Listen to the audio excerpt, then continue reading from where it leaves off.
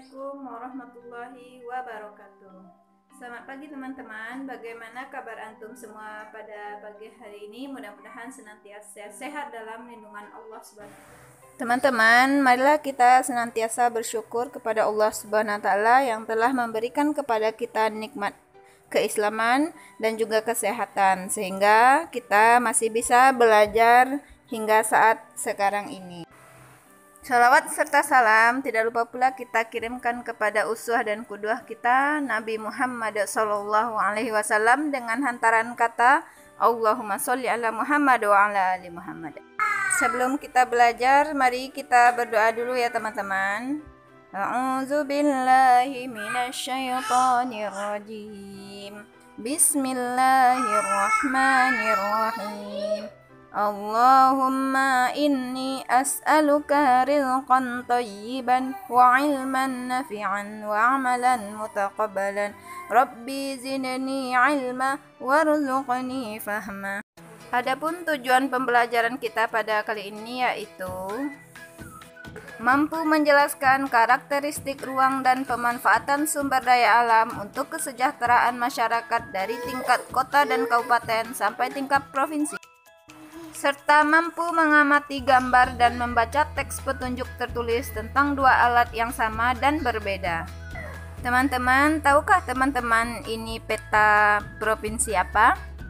Nah, benar, ini adalah peta dari Provinsi Sumatera Barat. Provinsi Sumatera Barat terdiri dari 12 kabupaten dan 7 kota. Kabupaten tersebut yaitu dapat kita lihat. Yang pertama Kabupaten Agam, Kabupaten Damasraya, Kabupaten Kepulauan Mentawai, Kabupaten 50 Kota, Kabupaten Padang Pariaman, Kabupaten Pasaman, Kabupaten Pasaman Barat, Kabupaten Pesisir Selatan, Kabupaten Sijunjung, Kabupaten Solok, Kabupaten Solok Selatan, dan Kabupaten Tanah Datar. Dilanjutkan dengan 7 kota, yaitu Kota Bukit Tinggi, Kota Padang, Kota Padang Panjang, Kota Pariaman, Kota Payakumbuh, Kota Sawah Lunto, dan Kota Solok. Teman-teman, pada peta kita dapat menjumpai simbol-simbol sebagaimana yang bisa kita lihat.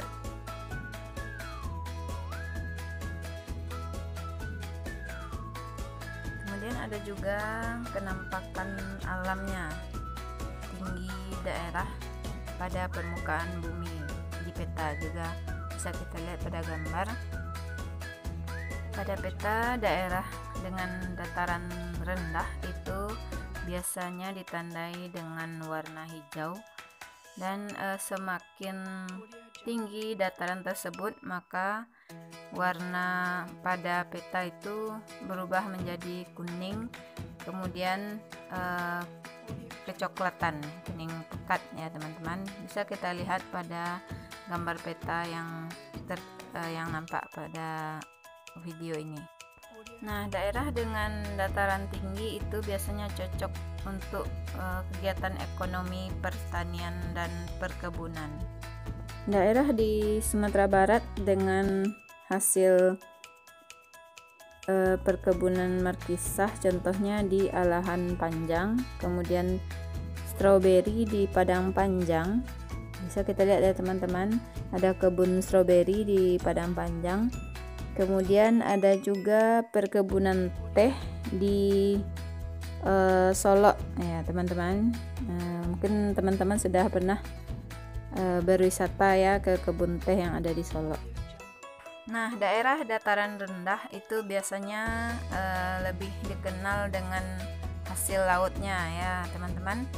Mungkin bisa kita lihat ya di Padang misalnya menghasilkan ikan setiap harinya, begitu banyak hasil lautnya setiap hari yang dihasilkan. Nah, ada juga hasil laut berupa garam, kemudian rumput laut, dan di dataran rendah tertentu Provinsi Sumatera Barat juga menghasilkan kelapa contohnya di Pariaman ya teman-teman. Ada juga hasil pertanian yaitu padi, juga terdapat di kota Pariaman, di kota Padang, dan lain-lainnya. Sekarang kita masuk kepada petunjuk tentang menggunakan dua alat yang sama dan berbeda. Nah, untuk contohnya dapat kita lihat ya teman-teman, yaitu dua alat yang sama. Nah, ini dia teman-teman, yaitu kompor. Yang di atas yaitu kompor minyak, dan yang di bawah adalah kompor gas. Nah, dua alat ini, kompor ini sama-sama menggunakan sumber daya alam yang tidak dapat diperbaharui, yaitu minyak bumi dan gas alam. Yang pertama, kita akan membuatkan petunjuk menggunakan kompor minyak tanah. Langkah-langkahnya yaitu: 1. Sediakan kompor minyak tanah. Yang kedua, isikan minyak tanah secukupnya ke dalam tempat penampungan minyak tanah di bagian bawah kompor. Yang ketiga, nyalakan api menggunakan kayu kecil yang sudah diberi sedikit minyak tanah. Keempat, kayu tersebut didekatkan pada sumbu kompor sampai api menyala. Dan yang kelima, kompor minyak siap digunakan untuk memasak. Nah, selanjutnya petunjuk menggunakan kompor gas. Langkah-langkahnya yaitu: yang pertama, sediakan kompor gas yang akan digunakan. Yang kedua, sediakan tabung gas yang sudah terisi. Kemudian yang ketiga, sambungkan pipa kompor gas ke tabung gas tersebut. Dan yang keempat, pastikan pipa terpasang dengan baik ke tabung gas. Selanjutnya yang kelima, putar tombol pada kompor gas dan atur panasnya. Serta yang terakhir, yang keenam, kompor gas siap untuk digunakan. Kemudian kita akan membuat langkah-langkah pada dua alat yang berbeda ya teman-teman. Yaitu kita akan mengambil contohnya pada dua alat. Nah, ini dia gambarnya teman-teman. Yang di atas yaitu gambar gundar kain, dan yang di bawah yaitu gambar mesin cuci. Langkah-langkah menggunakan gundar kain yang pertama yaitu: sediakan gundar kain dan baju yang akan dicuci. Yang kedua, rendam pakaian yang akan dicuci ke dalam ember menggunakan sabun atau deterjen.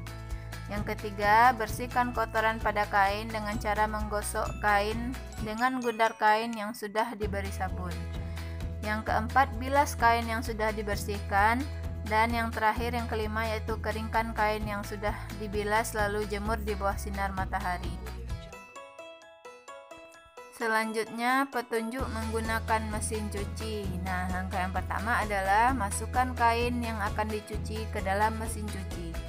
Yang kedua, masukkan air dan deterjen ke dalam mesin cuci tersebut. Yang ketiga, atur tombol pada mesin cuci yang telah disambungkan dengan aliran listrik. Yang keempat, buang air yang sudah digunakan untuk mencuci dan membilas. Dan yang kelima, keringkan pakaian yang telah dicuci lalu jemur di bawah sinar matahari. Nah, teman-teman, mari kita simpulkan pembelajaran kita pada kali ini, yaitu yang pertama, tinggi rendahnya permukaan bumi akan mempengaruhi sistem ekonomi yang akan dihasilkan oleh masyarakat. Masyarakat yang hidup di dataran tinggi pada umumnya akan bekerja sebagai petani dan pekebun. Biasanya akan dihasilkan adalah tanam-tanaman yang berasal dari hasil pertanian dan perkebunan. Sedangkan masyarakat yang hidup di dataran rendah biasanya akan cenderung menghasilkan hasil kelautan dan ada juga sebagian pertanian dan perkebunan. Selanjutnya, peralatan yang kita gunakan sehari-hari itu memiliki petunjuk dan langkah-langkah yang berbeda-beda. Biasanya alat-alat yang digunakan pada masa sekarang itu lebih praktis dan lebih mudah ya digunakan teman-teman. daripada alat-alat yang digunakan orang pada masa yang lampau. Sampai di situ dulu ya teman-teman pembelajaran kali ini. Wassalamualaikum warahmatullahi wabarakatuh.